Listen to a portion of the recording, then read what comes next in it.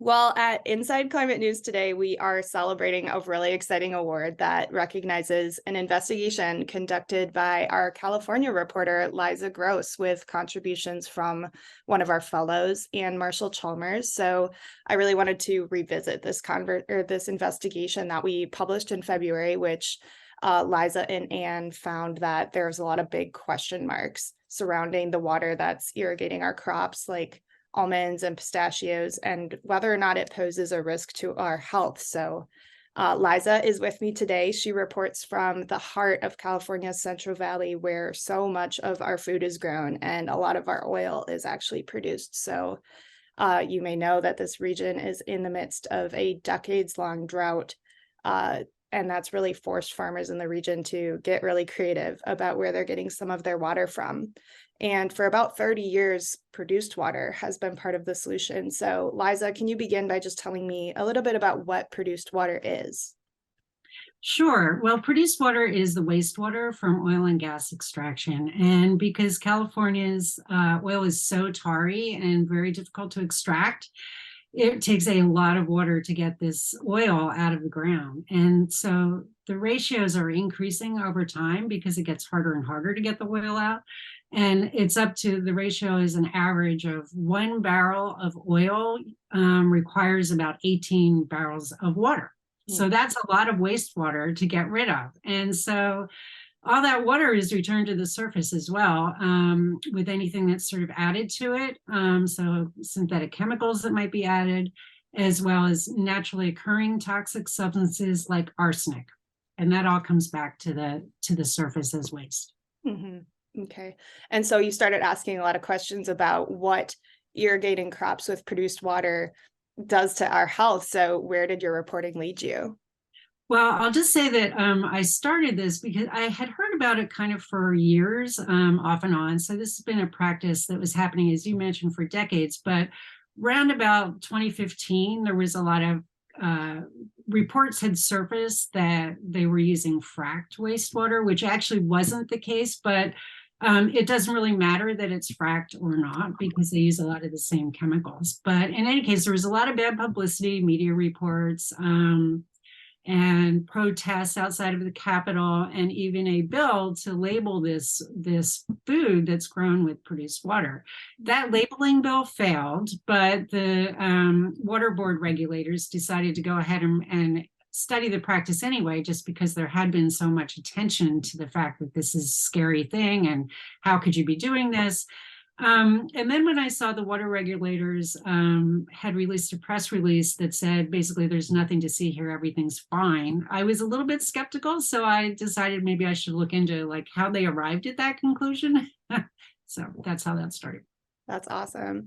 So yeah, what did you find out when you really dove into it?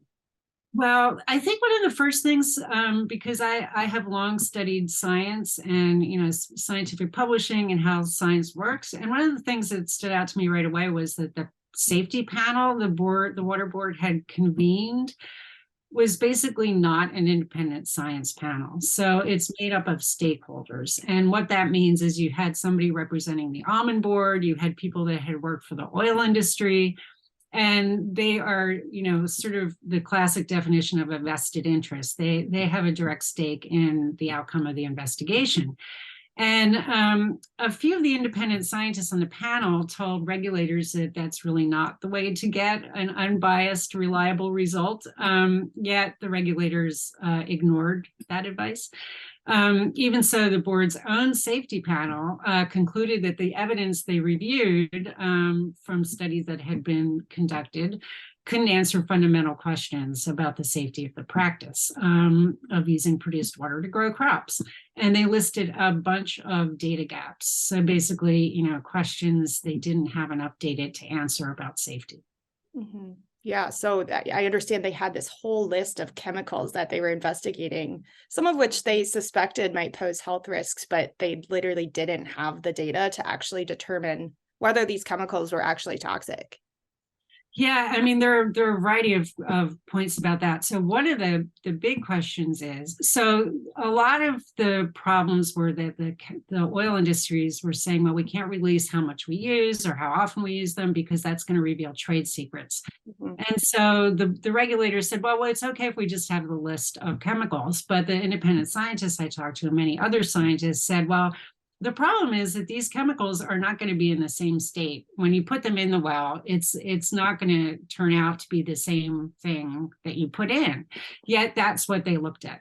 They basically designed the study. So number one, they would look at crops, and crops, the data, the methods to analyze chemicals in crops apparently are like light years behind the methods to analyze chemicals in water and in soil. Yet they didn't look at water and soil. They looked at and that was actually one of the data gaps. They looked at the chemicals in food, but they also assumed that the chemicals would be the same in the same form as when they were put down an oil well, which goes under intense heat and pressure. And that's obviously incorrect, one of the scientists told me. Yeah. Wow. So what happened when you brought these findings to the water board? What did they have to say about these assertions that basically there wasn't enough evidence to support their claims that this created no health risks? Well, on the one hand, they said that produced water in Kern County, which is where most of this is happening in the Central Valley, had received more scrutiny than anywhere else in the world, I think they actually said. But then they also conceded that the data gaps left, I think, potentially significant unknowns about safety. They wouldn't admit, however, that after spending millions of dollars and several years on this project, that they basically didn't take the right approach to answer those fundamental questions. Wow. Incredible. So your reporting here has been recognized by the American Association for the Advancement of Science with a Kavli Science Journalism Award. So I just wanted to wish you a congratulations for that. Well, thank you very much. I really appreciate it. I'm so glad that it was a long slog to sort of get at the details of what was going on here. And I really appreciate that Inside Climate News supports that kind of reporting.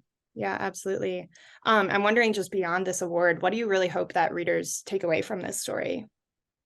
Well, one thing that really struck me, I guess, is most of the outfits, most of the farmers that use this produced water are really large operations that are growing water intensive crops in the desert. And I think, so it's not unreasonable for them. I mean, I guess I should say it's understandable why they would see produced water as a reasonable type of alternative source of water. But I guess what I would suggest that consumers might want to think about is what kind of agriculture they really want to support. I mean, I'm personally a big fan of community supported agriculture, which really is place-based. So they grow a variety of fruits and vegetables according to what the season dictates is best for that time of year, and also what the climate dictates is best for that type of year. And so they sort of respond to environmental conditions rather than just growing almonds in the desert, for instance. And so it turns out that community supported agricultural operations really have no interest in using the oil industry's wastewater. Yeah, great. Well, Liza, thank you so much for talking with me today and really breaking down this story for us. Thank you so much for having me.